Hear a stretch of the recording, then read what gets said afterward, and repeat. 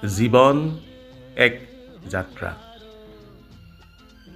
উত্তৰৰ পৰা দক্ষিণলৈ, পূবৰ পৰা পশ্চিমলৈ এই যাত্ৰাৰ পথত বহু মানুহ লগ পোৱা যায়।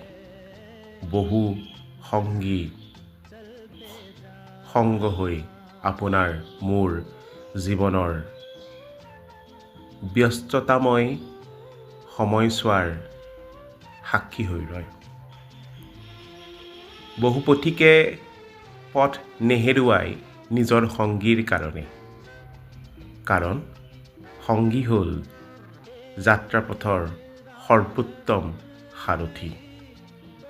ময়ো যাত্ৰা এটা কৰিছোঁ, পূবৰ পৰা পশ্চিমলৈ, উত্তৰৰ পৰা দক্ষিণলৈ।